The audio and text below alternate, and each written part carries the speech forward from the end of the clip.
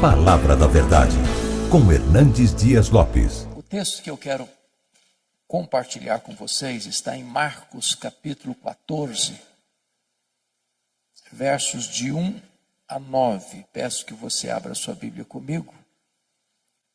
E ao abrir o texto, mantenha sua Bíblia aberta nesta passagem.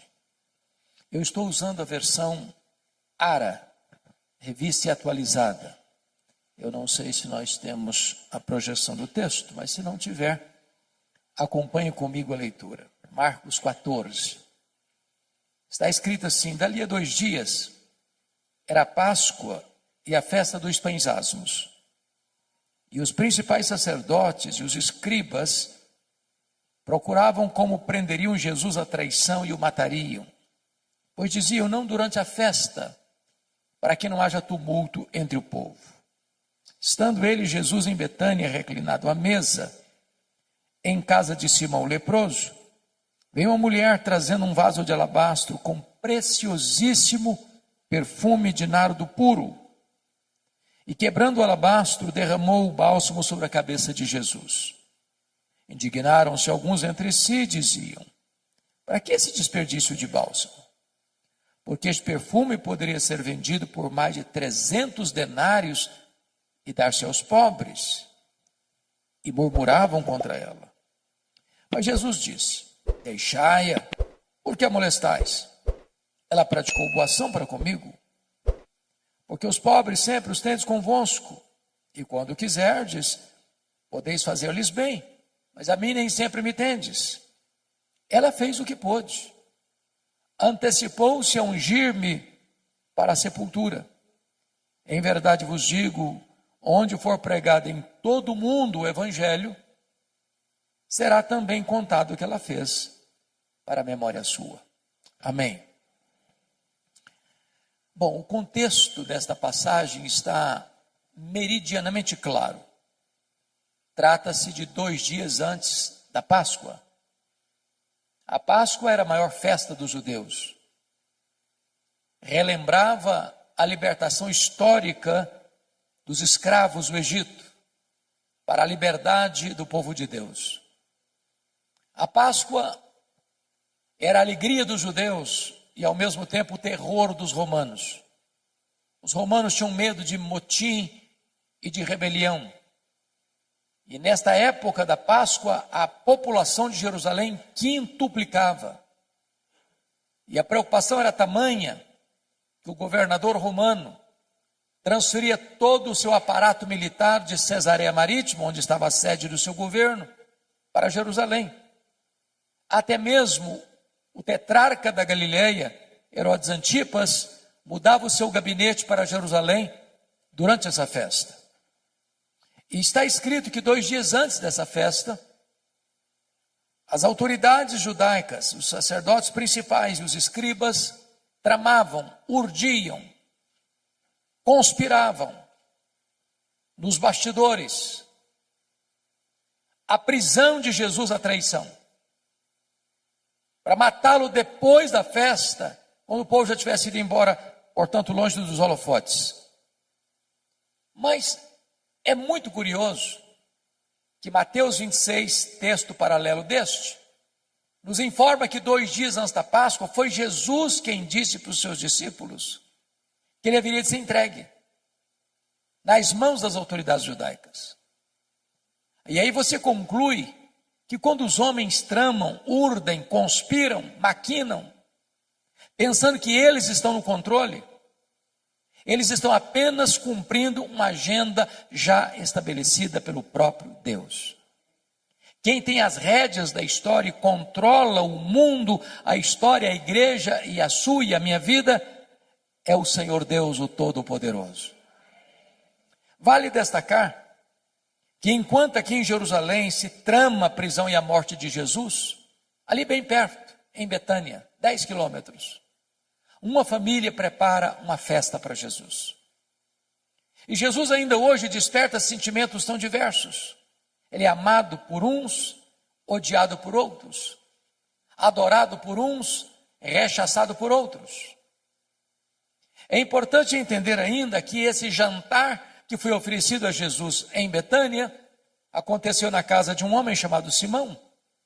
E a Bíblia não dá o sobrenome dele, não dá nenhuma característica dele, a não ser levantar um adjetivo, um epíteto: Simão, o leproso.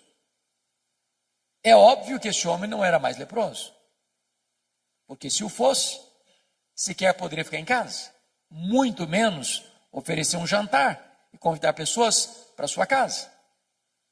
Mas se esse homem não era mais leproso, e certamente não o era mesmo, por que Marcos registra que o jantar ocorreu na casa de Simão, o leproso, e não na casa de Simão, o ex-leproso?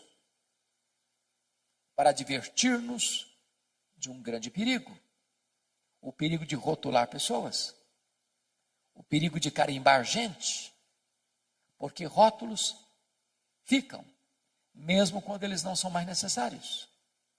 O doente está curado, o cativo está liberto, o perdido está salvo, mas o rótulo ficou.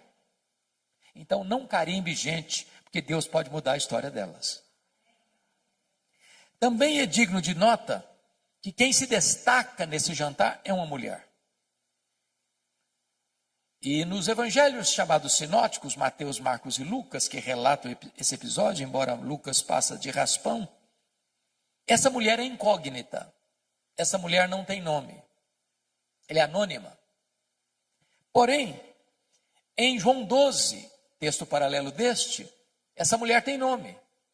Essa mulher é Maria, irmã de Marta e de Lázaro. E ela tem uma biografia belíssima, porque ela só aparece 3 vezes na Bíblia. E nas 3 vezes que Maria aparece nos registros bíblicos, ela está no topo do mundo, aos pés de Jesus. Porque não há lugar mais alto no mundo do que aos pés de Jesus. A primeira vez que ela aparece, lá em Lucas 10, ela está aos pés de Jesus para aprender.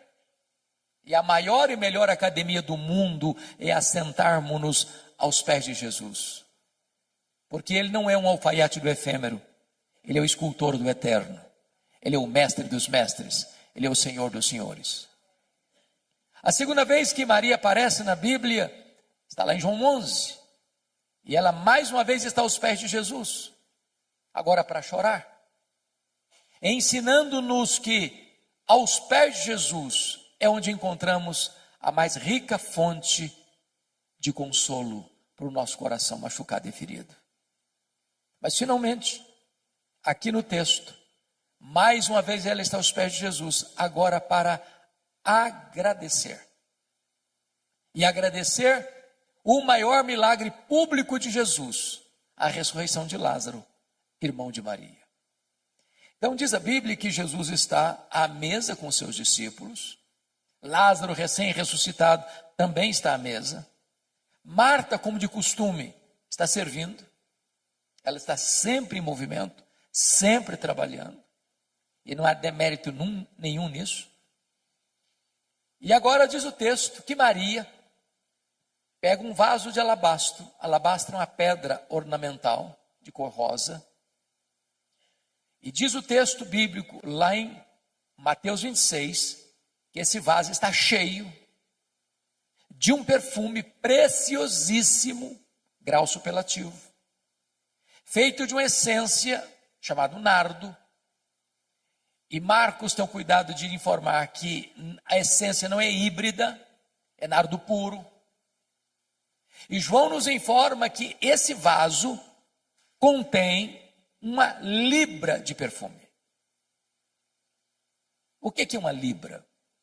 1 litro tem 2,2 libras. Portanto, se o vaso está cheio e tem dentro do vaso 1 libra de perfume, estamos informando que tem dentro desse vaso em torno de 350 a 400 ml de perfume. É um frasco pequeno, de uma pedra bonita, alabastro. E ela vem por trás de Jesus e quebra este vaso. Toda a casa é tomada pelo perfume de João 12. Esse perfume escorre pela cabeça de Jesus, toma todo o seu corpo, chega aos seus pés. E ela então enxuga os pés de Jesus com seus cabelos. Isso provoca uma reação imediata dos discípulos capitaneados por Judas Iscariotes. Isso é um desperdício. Esse perfume poderia ser vendido por mais de 300 denários e dar-se aos pobres. E murmuraram contra ela. E Jesus sai em defesa de Maria e diz: deixai-a. Ela praticou uma boa ação para comigo. Os pobres sempre os tendes convosco, mas a mim nem sempre me tendes. Ela fez o que pôde. Antecipou-se a ungir-me para a sepultura. E em verdade vos digo, em todo mundo, onde for pregado o evangelho, será contado o que ela fez para a memória sua. Portanto, agora eu quero, olhando para o texto, tirar daqui algumas lições para o nosso ensino. Primeira lição. Confira comigo o verso 8. Ela fez o que pôde. Sempre que leio isso, o meu coração é fisgado por uma pergunta. Meu Deus, e eu estou fazendo o que posso para Jesus? Estou fazendo tudo o que posso para Jesus? Porque às vezes nós fazemos, mas fazemos relaxadamente. Às vezes nós fazemos, mas não fazemos tudo o que podemos. Às vezes nós fazemos, mas não fazemos de todo o coração. Às vezes nós fazemos, mas não fazemos com a motivação certa. Maria se nos apresenta como um exemplo. Ela fez o que pôde. Permita-me um exemplo para clarear essa ideia. Eu acho que vocês todos já ouviram falar dos moravianos da Alemanha. Movimento que começou em 23 de setembro de 1723, às 11 horas da manhã. Começando uma reunião de oração que durou 100 anos, ininterruptamente. Produzindo uma geração de gente piedosa, comprometida com a obra missionária. Para vocês terem uma ideia, cada 18 moravianos sustentavam um missionário fora da Alemanha, mesmo sendo tão pobres. Às vezes a situação era tão crítica que alguns deles não tinham dinheiro para ofertar. Então se vendiam, era uma coisa possível na época, se vendiam como escravos, para comprar a passagem de ida, para os povos mais longínquos, para dedicar o resto dos seus dias ali, pregando o evangelho da graça de Deus. Quando eu vejo um exemplo desse, eu preciso perguntar a mim mesmo, meu Deus, e eu estou fazendo o que posso, tudo o que posso para Jesus? Maria fez o que pôde. Segunda lição que eu aprendo com Maria, versículo 3 e 4. Ela fez o seu melhor. Quando você lê esse texto do perfume preciosíssimo de nardo puro, precisamos entender algumas coisas. Primeiro, esse nardo, a essência da qual se fazia o perfume, era uma essência raríssima, caríssima, que não tinha em Israel. O nardo só era encontrado nas cordilheiras do Himalaia, de um arbusto seco, moído e transportado em lombos de camelos. Esse perfume não era encontrado numa loja de perfumaria. Ele era comprado pouco a pouco, gota a gota, grama a grama, ml por ml, ia sendo acondicionado nesse vaso de pedra. O perfume era tão precioso que Judas, que era tesoureiro e entendia de finanças, avaliou o perfume em mais de 300 denários. Agora vamos entender isso. O frasco tinha pouco mais de 300 ml. 300 ml. Então, estou afirmando que cada ml valia um denário. Mas o que era um denário? O denário era a moeda de pagamento de um trabalhador durante um dia. Agora, pense comigo o que uma pessoa trabalha um dia inteiro e ao final do dia ir comprar uma gota 1 ml de perfume. Agora, pense comigo. Quando você tem um bom perfume, eu sei que vocês têm e gostam, e eu também. Como é que nós usamos? Porque um bom perfume é caro. Usamos cuidadosamente. Só um pouquinho. Em ocasiões especiais. E falamos para nós mesmos, esse perfume tem que durar pelo menos 1 ano. Agora notem que ela não abre o frasco, ela não abre o vaso, ela quebra o vaso. Por que ela quebra o vaso? Porque ela está dizendo, eu não quero que sobre nem uma gota. O melhor que eu tenho, eu quero dedicar ao Senhor Jesus. Eu pergunto a você, você tem dado o seu melhor para Jesus? Às vezes, meus irmãos e irmãs, eu fico imaginando que aqueles que não têm o conhecimento que você e eu temos da graça de Deus, às vezes são mais zelosos em servir aos seus ídolos do que nós o somos em servir ao Rei da Glória. Eu estava pregando há alguns anos em Portugal e estava viajando para Coimbra. De repente eu vi caravanas e mais caravanas andando pelo asfalto. Eu fiquei curioso com aquilo e perguntei onde essas pessoas estão indo. Me informaram, elas estão indo a Fátima pagar promessas. E eu perguntei, mas a que distância elas estão andando a pé? Me responderam, a mais de 300 quilômetros. Às vezes nós moramos no bairro da igreja. Qualquer motivo, hoje eu não vou. Está chovendo, está muito quente. Tem uma outra coisa que me chama mais atenção. Maria fez o seu melhor. E o Senhor espera que você e eu façamos também o nosso melhor. Terceira lição. Maria fez sacrificialmente. Eu confesso a vocês que esse texto não pode ser plenamente entendido dentro da cultura ocidental. Porque nem você nem eu jamais vimos e talvez jamais veremos uma pessoa trabalhar 1 ano inteiro para comprar um frasco de perfume. 300 denários era o salário de um trabalhador durante 1 ano inteiro. Nós nunca vimos isso. Ninguém faz isso. Mas na cultura judaica, quando a menina fazia a transição de menina para moça, o que é tão rápido, ela começava a comprar gota a gota, grama a grama, ml a ml, esse perfume, acondicionando-o nesse frasco de alabastro para o dia mais sonhado e desejado da sua vida, o dia do seu casamento, o dia das suas núpcias. Quando ela quebra aquele vaso e derrama todo aquele perfume sobre a cabeça de Jesus, ela está dizendo, eu vou fazer uma oferta, não apenas do que eu tenho de melhor, mas uma oferta sacrificial. Porque às vezes nós entregamos o que não nos faz falta, o que é sobra, o que não nos custa nada.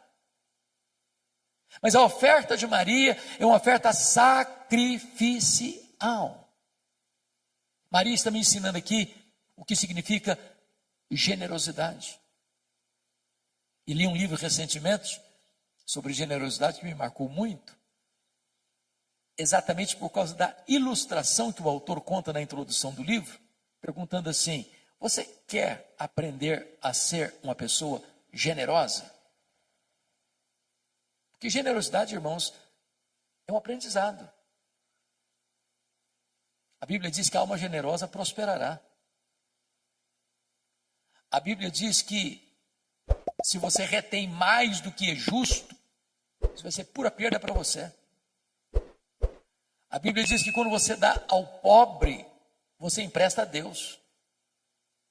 Jesus ensinou que mais feliz é dar, mais feliz é o que dá do que o que recebe. Mas o autor diz assim, você quer aprender a ser generoso? Compra um vaso de vidro transparente, bote na sua sala. Mas não ponha flor. Ponha só terra. Só terra. Para você passar por lá todo dia e olhar esse vaso. Para ensinar você duas coisas. Primeiro, de onde você veio? Você veio do pó. Segundo, para onde você vai? Você vai voltar para o pó. Do pó que você veio, quanto você trouxe? Não trouxe nada. Para o pó que você vai, quanto você vai levar? Também não vai levar nada. Então você não é dono de nada. Você é apenas o mordomo do dono. O que a Bíblia diz é que Deus requer do mordomo que ele seja fiel. Ora, para ser fiel ao dono, que é generoso, a única maneira de eu ser um mordomo fiel ao dono generoso é sendo generoso com o que é do dono. O seu e o meu problema em sermos generosos é que nós temos a síndrome de dono. Mas se eu entendo que o que Deus me confiou não é meu e eu preciso administrar de maneira generosa, eu já não vou ter mais dificuldade de ser generoso com o que é do dono, porque o dono é generoso. Maria fez sacrificialmente. Quarta lição que eu aprendo com Maria. Maria fez, apesar das críticas. Versos 4 a 6, ela enfrenta 3 críticas: indignação, murmuração e molestação. Eu sou pastor há 43 anos. Eu confesso a vocês que eu nunca vi alguém se levantando para fazer algo relevante na vida sem enfrentar críticas. Quem tem medo de críticas não serve a Deus. Quem tem medo de críticas está mais interessado no aplauso dos homens do que na aprovação divina. Quem tem medo de críticas está construindo monumentos a si mesmo, em vez de estar trazendo glória a Deus.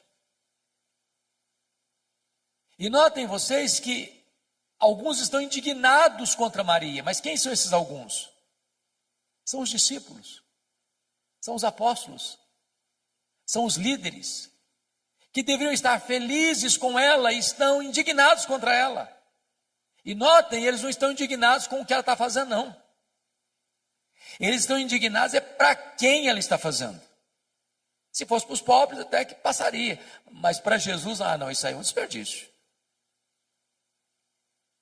E notem mais, eles não estão murmurando, não. Eles estão murmurando contra ela. Eu sei que esse assunto de murmuração já acabou há muito tempo nas igrejas, não tem mais. Mas naquela época existia. Bom, chegaram ao ponto de molestarem Maria. Molestação é crime.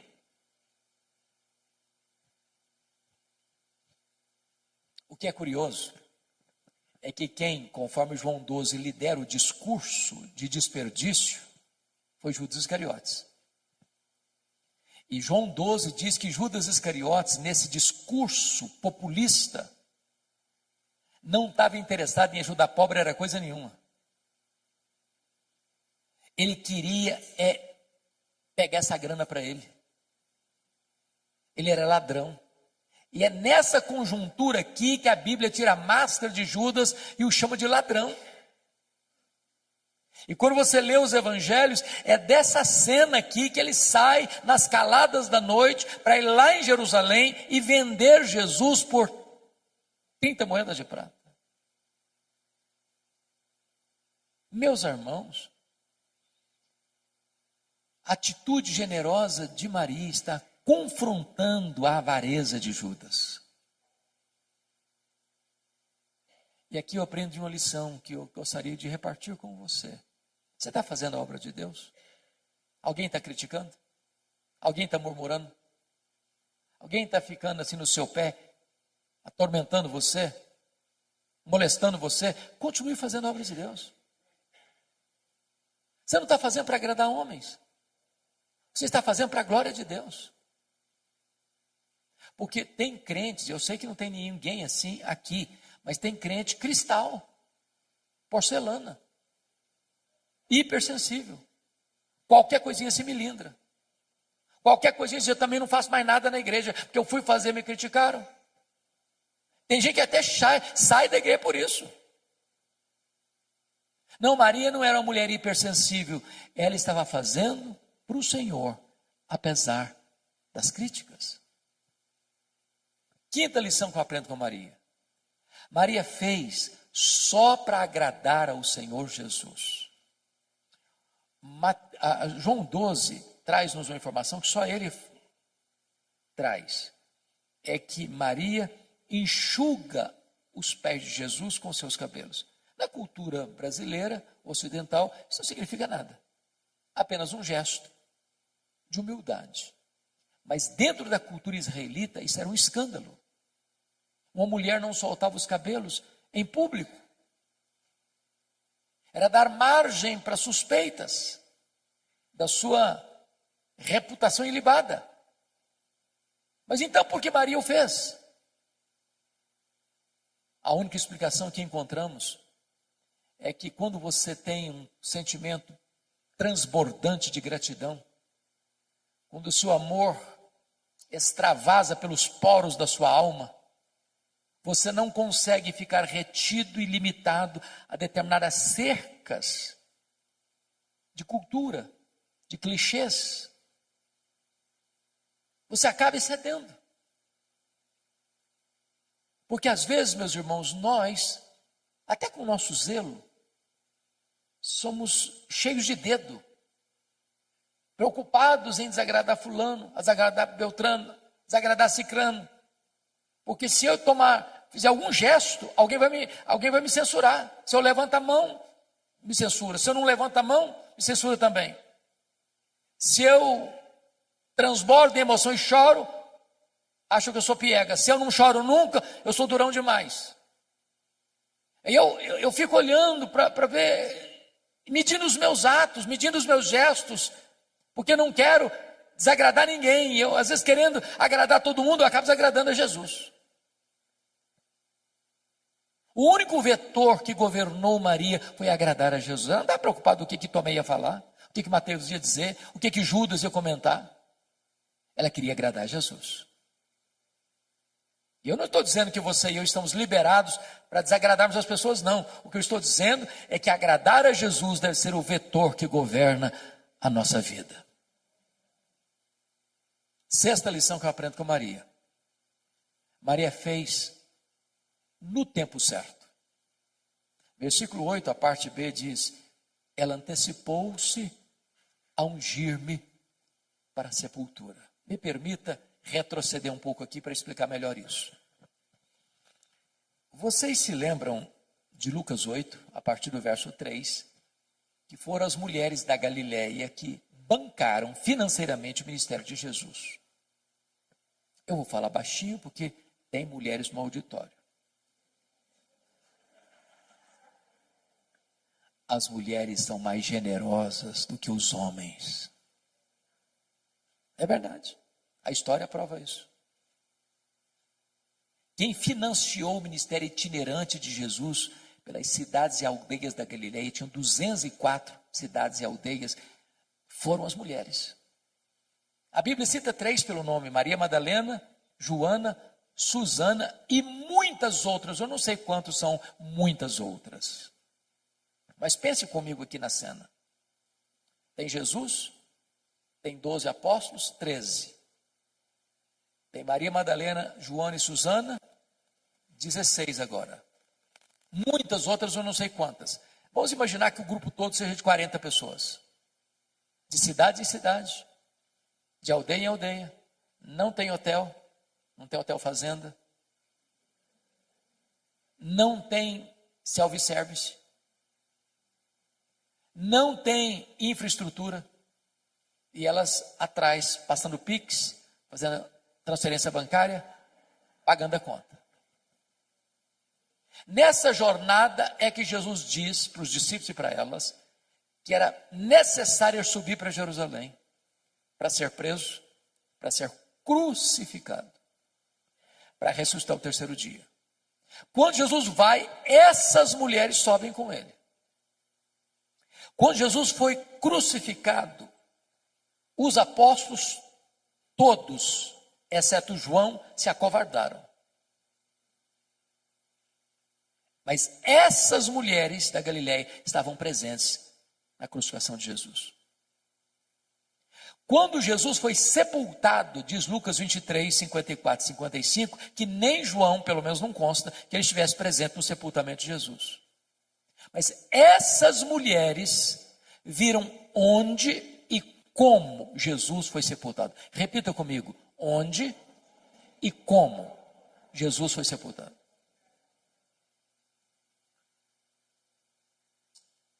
Agora vamos entender um pouco melhor. Que horas Jesus morreu na cruz na sexta-feira? 3 horas da tarde. 3 horas da tarde. Hora nona. Que horas ele foi sepultado? A Bíblia não consta. Mas tinha que ser antes de começar o sábado. Então encerrava sexta-feira, 6 da tarde, começava o sábado. Parava tudo. Agora, vamos pensar de novo comigo aqui, me acompanha o raciocínio. Então, entre a morte e o sepultamento, quanto tempo disponível se tem? 3 horas. Bom, morreu, ninguém tem autoridade de tirar o corpo da cruz. Só o governador pode autorizar. Ele foi crucificado fora dos portões. O governador está lá dentro dos portões, na fortaleza de Antônia. Também não adianta ter qualquer um lá que não vai nem receber, tem que ter alguém com trânsito. Então escolhem José de Arimateia. Ele chega lá no governador e diz: ó, governador, eu queria pedir permissão para sepultar o Jesus Nazareno, porque eu tenho uma sepultura nova que nunca foi usada, eu vou emprestar para sepultar o Jesus Nazareno. O governador deve estar falando assim: não deu prazo para morrer não. E demora. E demora muito. Tem gente que fica um dia inteiro aí. Não, mas morreu. Não morreu. Mas morreu sim, senhor. Não, eu só acredito se o centurião vier aqui me falar que morreu. Não tinha telefone celular. Tive que ir lá chamar o centurião. Trazer o centurião aqui. Ah, morreu sim, senhor. Então tem que fazer um documento. Agora tem que ir lá no mercado comprar lençóis. Mas tem que ir numa outra loja comprar perfumes. Agora tem que tirar o corpo da cruz, agora tem que limpar o corpo, agora tem que colocar perfume no corpo, agora tem que enrolar o corpo no lençol, agora tem que tirar daqui e levar para o túmulo, mas o túmulo é novo, nunca foi usado, tem uma pedra imensa para rolar, tem que rolar a pedra, tem que botar o corpo, tem que rolar a pedra de novo. Muito pouco tempo.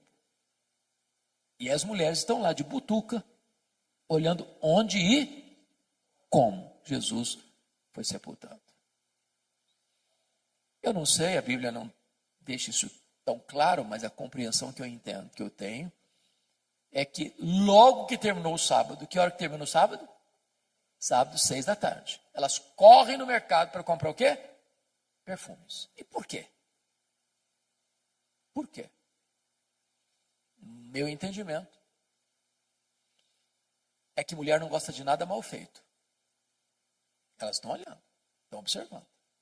Pensaram assim: esse serviço que fizeram ficou mal feito. Quando terminar o sábado, nós vamos voltar e vamos fazer esse serviço direito. Quem está voltando no túmulo não são os apóstolos, estão trancados com medo, acovardados. Quem bota a cara na rua, num ambiente hostil, são as mulheres da Galileia. Quando elas chegam, uma surpresa, a pedra está rolada. Quando elas entram, outra surpresa, o túmulo está vazio. Quando elas saem, uma outra surpresa, o anjo pergunta para elas: o que vocês vieram fazer aqui? Procurar entre os mortos aquele que está vivo. Ele não está mais aqui não, ele ressuscitou. O que o anjo está dizendo para essas mulheres? Vocês fizeram muita coisa para Jesus, mas uma coisa vocês não fizeram. Vocês não anteciparam a ungir o corpo dele para a sepultura. Agora ele não precisa mais. Lição aprendida? Faça no tempo certo. Há coisas, irmãos, que ou fazemos hoje ou nunca teremos oportunidade de fazer. Oportunidade passa. Nunca deixa para amanhã o que você pode fazer hoje. Nunca faça a oração de Faraó. Pediu para Moisés orar por ele, para as rãs irem embora amanhã. O problema era de hoje. Amanhã pode ser tarde demais. Eu não sei se vocês concordam comigo, há duas coisas que me chocam muito na cultura brasileira. A primeira delas são os nossos funerais. Irmãos, eu nunca vi ninguém receber tanto elogio quanto o defunto. Já viu? É uma rasgação de seda em cima do caixão que não tem mais fim. A pergunta é se aquela pessoa em vida escutou alguns daqueles elogios. Porque um defunto não fica feliz por você elogiá-lo. E ele nem se levanta do caixão para lhe dar um abraço. E se levantar, você corre também. Então não espere a pessoa morrer para elogiar. E tem crente assim, muito espiritual, que diz, não, mas esse negócio de elogiar é um perigo, a pessoa vai ficar vaidosa. O que a Bíblia proíbe é hipocrisia. Mas um elogio sério, sincero, oportuno, é um bálsamo. A segunda coisa que me choca na nossa cultura é que defunto recebe mais flores do que vivos. Faz sentido isso? Não faz sentido, gente. Eu fui num funeral certa feita e contei 86 coroas de flores. Contrataram um caminhãozão para levar as flores, um caminhãozinho desse tamanhozinho para levar o defunto. E eu fiquei do lado olhando. Falei, meu Deus, para que tanta flor para o defunto? Coitado, não consegue cheirar um botão de rosa a mais. Mas sabe por que os mortos recebem mais flores do que os vivos? Porque a voz do remorso é maior que a voz da gratidão. Não espere a pessoa morrer para mandar flores. Mande flores enquanto ela pode admirar as flores. Colocar um bonito jarro, botar na sua sala. Faça no tempo certo. Eu fico olhando para a Bíblia e vendo a história do Davi. Sabe quantos anos o Davi ficou brigado com Absalão? 11 anos. 11 anos. Sem conversar. Chegou uma hora que o menino não queria conversar com o pai também não. Agora ele queria matar o pai. Tomar o trono do pai. E quando o Absalão morreu, Davi desabrocha em choro. Meu filho Absalão, Absalão meu filho Absalão. Demonstrando seu amor por ele, mas agora não adianta mais. O menino está no caixão.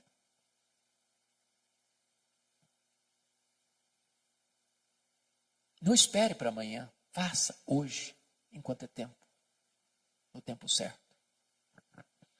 Mas deixa eu terminar com a última lição de Maria, a sétima lição do texto. Versículo 9. Maria fez com reflexos para a eternidade. Jesus diz, em verdade vos digo, em todo mundo, onde for pregado o evangelho, será contado o que ela fez para a memória sua. E essa profecia de Jesus, proferida numa casa pequena, numa vila pequena, há 2000 anos, tem sido contada dos outeiros da história, nos ouvidos do mundo. E essa profecia se cumpre hoje, exatamente dia 8 de março, de abril, 8 de abril de 2025, um hotel fazenda em Poços de Caldas, Minas Gerais. A grande pergunta desse texto é o que é que você e eu estamos fazendo hoje que vai reverberar nas futuras gerações? Que marcas nós vamos deixar? Que legado nós vamos deixar para as futuras gerações? Eu não sei se você pensa nisso, de vez em quando eu penso. Qual vai ser a frase que eles vão botar naquela plaquinha de mármore branco que fica em cima da sepultura? Se Jesus não voltar antes, depois de 50 anos que nós tivermos partido e alguém passar lá e espanar a poeira, será que a nossa vida vai impactar alguém ainda? Nós estamos vivendo uma geração egoísta, narcisista, consumista, materialista. Nas palavras de A.W. Tozer, estamos vivendo uma geração que está olhando para o seu próprio umbigo.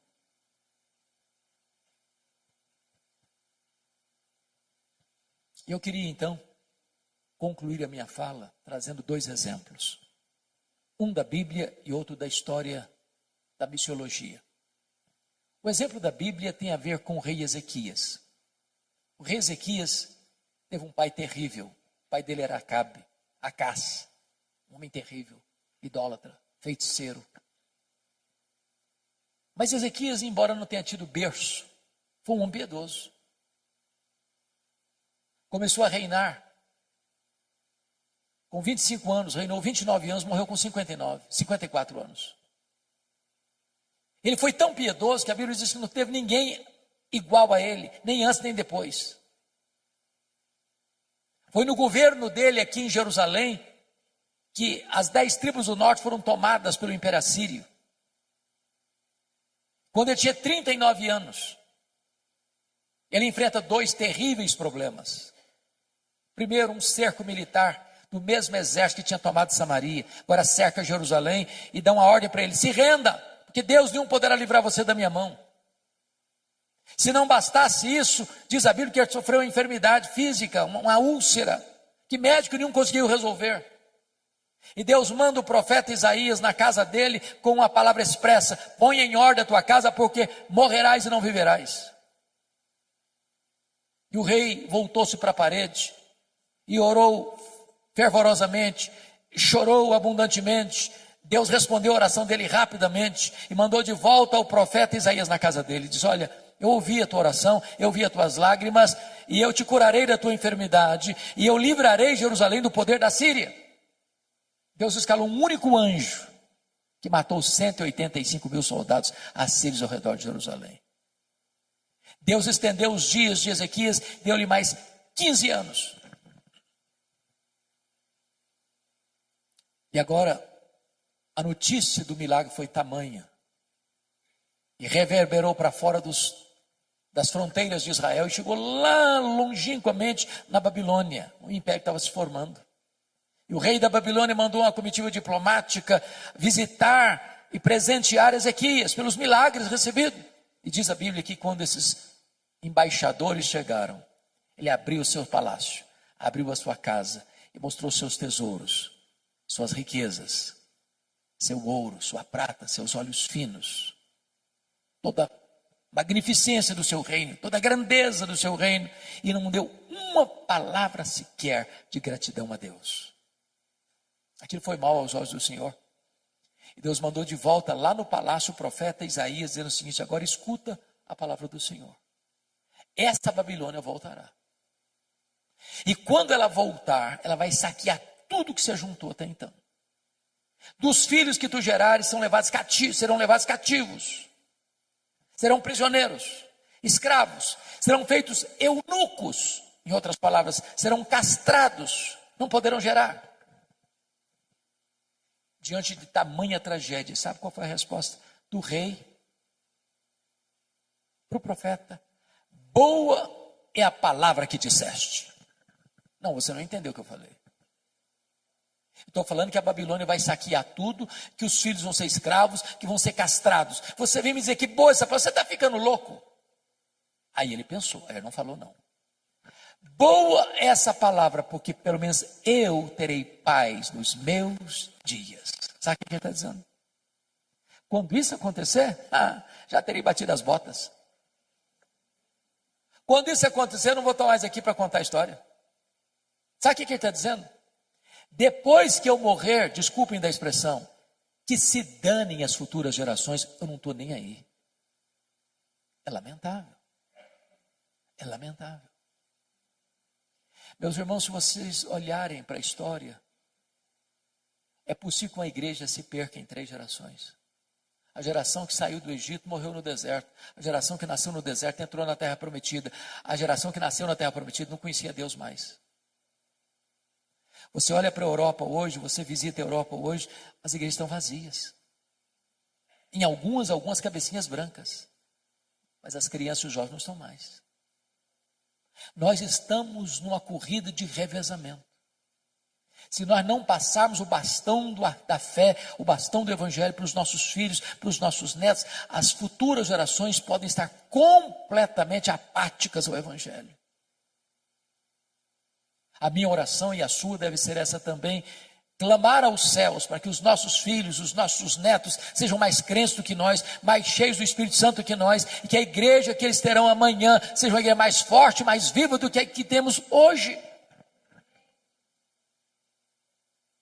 O segundo exemplo, para encerrar, da missiologia, é um missionário que foi usado poderosamente por Deus na África. Esse missionário é David Livingstone. E ele se dedicou a servir a Deus na África. Ele trabalhou na África. Ele foi atacado por um leão na África. E ele continuou na África. Ele adoeceu na África e morreu na África. Quando ele morreu, os ingleses foram para lá para pegar o corpo dele e levar o corpo dele para a Inglaterra e sepultá-lo na Inglaterra. Os africanos disseram assim: vocês podem até levar o corpo dele, mas o coração dele vocês não vão levar. Ele amou a África e o coração dele vai ser sepultado na África. O que fizeram? Abriram o peito dele, arrancaram o coração dele e sepultaram o coração dele na África. Quando você vai a Malawi, lá tem uma catedral de chão batido, uma placa de bronze na parede, para a glória de Deus e em memória de David Livingstone. Levaram o corpo dele para Londres, sepultaram na abadia de Westminster, onde estão sepultados os reis e os nobres da Inglaterra, e lá tem uma plaquinha de bronze, para a glória de Deus e em memória de David Livingstone.